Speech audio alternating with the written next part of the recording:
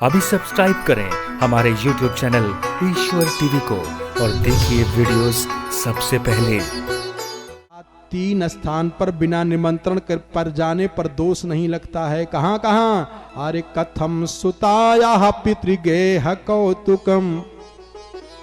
3 स्थान पर निमंत्रण का इंतजार नहीं करना चाहिए कि निमंत्रण आवे तब हम जाएंगे। और एक चौथा विशेष स्थान जहां भगवान का भजन हो, कथा हो, हमारा तो ऐसा व्यक्तिगत मत है, ऐसे स्थान पे निमंत्रण की आशा नहीं रखनी चाहिए कि निमंत्रण दें। देखो कितने लोग यहाँ ऐसे बैठे हुए हैं जिनको मैं पहचान रहा हूं, वो दूर दूर से आए हैं, काफी दूर दूर से चले आए हैं कथा में। क्यों? एक कथा के प्रति प्रेम है। माता पिता अगर कोई यज्ञ करते हो तो पुत्र को, लड़की को ये नहीं सोचना चाहिए कि हमको निमंत्रण दे तब जाएं। गुरु के यहाँ कोई उत्सव हो, कोई कार्यक्रम हो तो शिष्य को ये विचार नहीं करना चाहिए कि हमको निमंत्रण दे तब जाएं। और किसी स्त्री का पति कोई सत्कर्म करता हो, धार्मिक क्रिया करता हो, तो उस स्त्री को यह विचार नहीं करना चाहिए कि हमारे पतिदेव हमको निमंत्रण भेजे तब मैं जाऊं ना। शंकर जी ने कहा कि देवी जी आप बिल्कुल ठीक कह रही हो, 3 स्थान पर बिना निमंत्रण के जाने पर दोष नहीं लगता है। अरे त्वयोदितम शोभन में व शोभने। हे सुंदरी तुम ठीक कह रही हो, ऐसे स्थान पर बिना निमंत्रण के जाया जाता है, लेकिन ईर्ष्या बस अगर निमंत्रण दे न दे तो वहां नहीं जाना चाहिए। क्यों? क्योंकि अनाहुतम अप्यभियंति बंधुसु। ईर्ष्या बस अगर निमंत्रण न दें तो वहां न जाएं। और अगर वहां जाएंगे, कोई भी जाता है भाई, कोई ईर्ष्या है, द्वेष है, अपमान होने की संभावना है, और ऐसे स्थान पे गए तो वहां कहते हैं कि 6 चीज गायब हो जाती। क्या?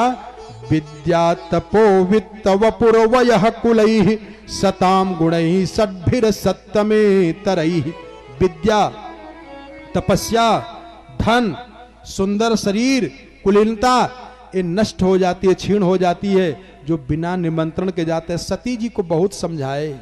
देखो समय तो चला जा रहा है ज्यादा, लेकिन जरा समझ लें, सती जी के ऊपर ऐसी बड़ी विपत्ति आ रही है। क्यों? इसका कारण जानते हैं? आज अपने पति, अपने पिता के यहां जाके अपमानित होना पड़ेगा इनको, और सती जी से रहा नहीं जा रहा है। सती जी लंबी लंबी सांस ले रही हैं कि ये रोक रहे हैं, और हमारी 15 बहनें हैं और मैं सबसे छोटी बहन हूं। मैं जब वहां जाऊंगी तो बहनें हमको बहुत मानेंगी, हृदय से लगाएंगी, गले मिलेंगी, और हमारे सब जीजा जी लोग आए रहेंगे। हम छोटी हूं, सब हमको कुछ न कुछ उपहार देंगे। अपनी माता का, पिताजी का प्रेम उमड़ा, और जब उमड़ा तो सती जी से रहा नहीं जा रहा है। और फिर मन में पति का भी प्रेम उमड़ रहा है। कह रहे ऐसे दयालु पति को मैं छोड़ करके पिता के यहां जा रही हूं, जिन पति ने अपने आधा शरीर को हमको दान कर दिया है, ऐसे पति का परित्याग हमको नहीं करना चाहिए। सती सोच रही हैं, और सोचते सोचते पिता के घर की मोह बढ़ गई ज्यादा, और जब चलने लगी तो ये है महादेव, शंकर जी महाराज इतने दयालु हैं। तोता, मैना, 2 पक्षियों को रखे और अपने 2 गणों को सती जी की सुरक्षा में लगाए, और सती जी के जितने वस्त्र थे सब नंदी पे रख दिए। क्यों? कहा एतावदुक्त्वा बिरराम शंकर। शंकर जी ने अपने ढंग से समझा करके अपने वाणी को विराम कर दिया। क्यों? शंकर जी जान गए हो नहार होई हैं बरियाई। मैं इनको इतना समझा रहा हूं जो जगत गुरु हैं। अरे तुम त्रिभुवन गुरु वेद बखाना। वो जगत गुरु, त्रिभुवन गुरु भगवान शंकर जी अपनी धर्मपत्नी सती को समझा रहे हैं, लेकिन सती जी नहीं मानी। मैत्रेय महामुनि विदुर जी से कह रहे हैं कि एतावदुक्त्वा बिरराम शंकरः पत्यंगनाशम युभयत्र चिंतयन्। उनके मन में आ गया कि पत्नी का विनाश हो जाएगा, वे लौट के नहीं आएंगे, जा रही हैं तो जा रही हैं। इसलिए भगवान शिव ने शंकर जो सती जी के गहना है, जो वस्त्र है, आभूषण है, वो नंदी पे रख दिया कि कभी ये मैं गहना देखूंगा तो रोना पड़ेगा, इसलिए सब चला जाए, अब ये लौट के नहीं आएंगी। सुहृद्र दीक्षो परिशंकिता भवान निष्क्रामति निर्वसति द्विधा सा। ऐसा कह करके भगवान शंकर जी अपनी वाणी को विराम कर दिए।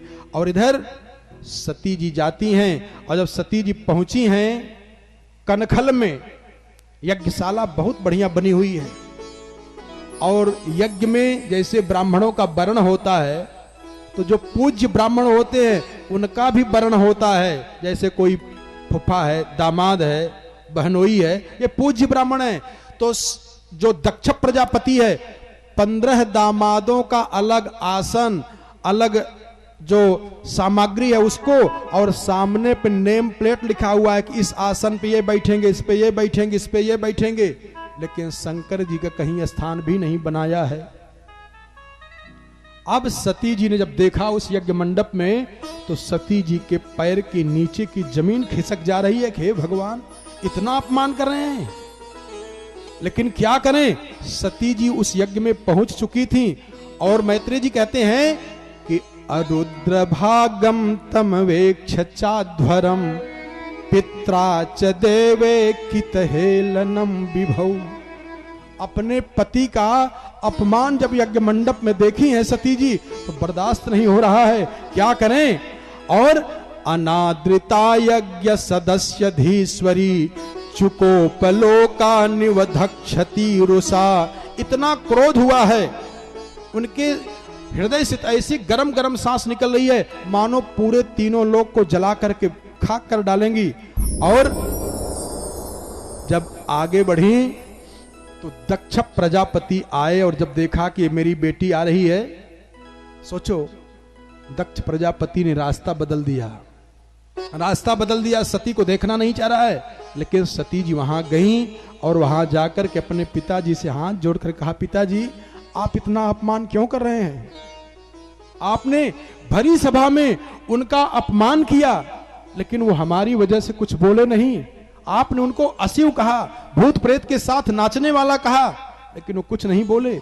अरे जिनके चरणों की धूल पाने के लिए बड़े बड़े अमलात्मा विमलात्मा देवाधिपति तरस जाते हैं, उनके चरणों की धूल अपने मुकुट में धारण करते हैं, उनको आपने भरी सभा में अशिव कहा।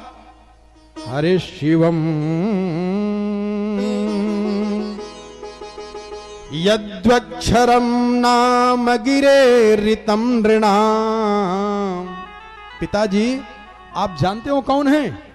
यद्वक्षरम नाम गिरे ऋतम नृणाम सकृत प्रसंगादघमा सुहंति तत्। अरे उनका जो 2 अक्षर का नाम है शिव, एक बार कोई भूल से कह दे, काशी महात्म में आया है कि शिवः काशी शिवः काशी काशी काशी शिवः शिवः ये जपन्ति नरा भक्त्या तेषां मुक्तिर्न संशय। जो किसी प्रकार से अगर शिव कह दे, शिव कह दे, महादेव कह दे। एक जगह तो हमने ये पढ़ा था कि अगर एक बार कोई महादेव कह दे तो उसके पूरे जीवन का पाप कट जाता है, और दूसरी बार जब वो महादेव कह देता है तो भगवान शंकर जी उसके कर्जीदार बन जाते हैं। ऐसे शिव को आपने अशिव कहा। पिताजी मैं आपके सामने हाथ जोड़ रही हूं, आप मेरी बात मान जाएं, अन्यथा जितना सुंदर ये मंडप बना हुआ है, ये सारा मंडप नष्ट भ्रष्ट हो जाएगा। ये जितने लोभी पंडित आपके यहाँ वेद मंत्र सुना रहे हैं ना, अरे न वेद बाधा ननुवर्तते मतिहि स्व एव लोके रमतो महामुने स्व एव धर्मे न परम क्षिपेत स्थितः यथा गतिर्देव मनुष्ययोः पृथक। पिताजी मैं अंतिम चेतावनी दे रही हूं कि जितने ये बड़े बड़े पंडित वेद मंत्रों का उच्चारण कर रहे हैं, इनका कहीं अता पता नहीं लगेगा, मान जाओ मेरी बात। लेकिन दक्ष प्रजापति नहीं माना और कहा कि देखो मेरे निगाह में सती तुम मर गई हो। सती जी को अपार कष्ट हुआ कि क्या करूं। एक बार तो मन में आया कि मैं लौट जाऊं अपने पिताजी के यहां, पिताजी के घर से अपने पति के यहां चली जाऊं, लेकिन फिर सोच रही हैं वहां जाना ठीक नहीं है। क्यों?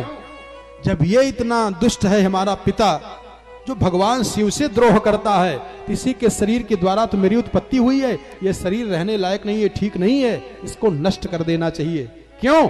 जब इतना अश्रद्धालु ये है, उसके शरीर से मेरा ये शरीर पैदा हुआ है, ये शरीर रखने लायक नहीं है। और दूसरी बात, सती जी ने सोचा कि अगर मैं लौट करके जाऊंगी और हमारे पति देव हमको कभी ये बुलाए, आइए दाक्षायणी, इसके नाम से हमारा नाम जोड़ देंगे तो मैं कहां रहूंगी, इसलिए हमको रहना ठीक नहीं है।